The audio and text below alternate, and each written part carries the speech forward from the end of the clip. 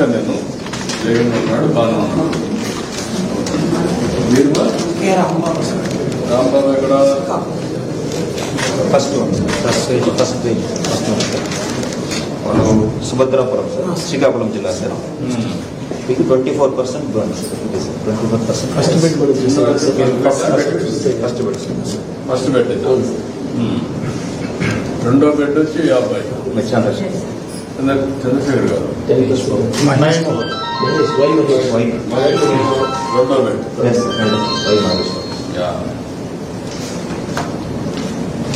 అదే చాలా వరకు ఇది ఉంది.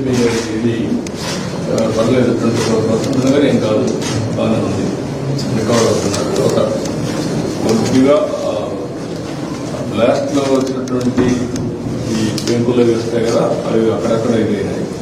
దాన్ని తీసేసి ప్లాస్టిక్ సర్జరీ చేస్తారు. నార్మల్ వచ్చేస్తుంది. మీరమ్మా జగదీశ్వరరావు థర్డ్ ఎల్కోట్ అమ్మా. బాగానే ఉన్నాడమ్మా, 10% బాగున్నాడు. చూసాను 10% హై ఇంజరీ ఉంది, మాట్లాడాడు. ఇది ఎస్కోట కదమ్మా, ఎస్కోట్ నియోజకవర్గం మాట్లాడాడు, బాగానే ఉన్నాడు. ఆయనే చెప్పాడు, రాజవాకలో ఉన్నాను నేను, కాపురం అనేది ఎస్కోట్ నాదని చెప్పాడు. ధైర్యంగా ఉన్నాడు. మీరమ్మా నారాయణ ఇది 6. మనం చూసిన ఏ పెట్టది నారాయణరావు లాస్ట్ చూసారు. చాలా బాగున్నాడు, ధైర్యంగా ఉన్నాడు.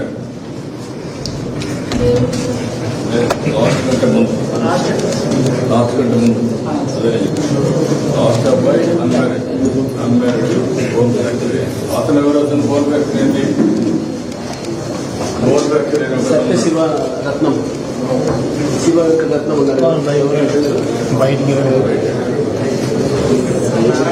నారాయణరావు బాగానే ఉన్నాడు. మీరేమంటే పడక్కర్లేదు.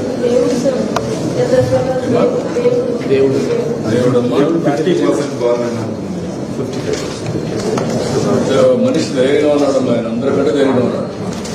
కానీ అది కాదు, అవన్నీ కూడా ఆపరేషన్ చేస్తారు, చిన్న చిన్న తీసేస్తారు. అదే పడక్కర్లేదు.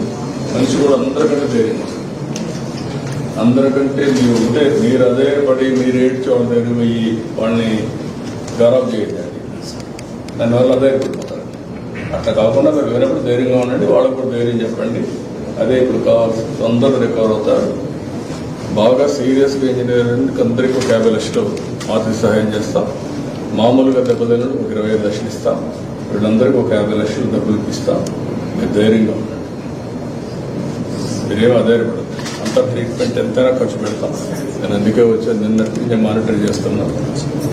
జరగకూడదు, జరిగింది, అది మన చేతలో లేదు. కానీ ఇప్పుడు ఏం చేయాలో నేను చేసి చూపిస్తాను. సరేనా? 57% ఉందమ్మా. కానీ అందరికంటే అతను ధైర్యంగా ఉన్నాడు. చూశాను, ఇంజనీర్ కదైనా ధైర్యంగా ఉన్నాడు. నేను మాట్లాడాను, మీరేమదే అందరికీ స్టార్ట్ కౌన్సిలింగ్ కూడా ఇప్పించమన్నారు. అందరికీ కౌన్సిలింగ్ కూడా చేస్తాం. బయట వాళ్ళు కూడా చెప్పి వాళ్ళ ధైర్యం ట్రీట్మెంటే కాకుండా ధైర్యం కూడా చెప్పాలి.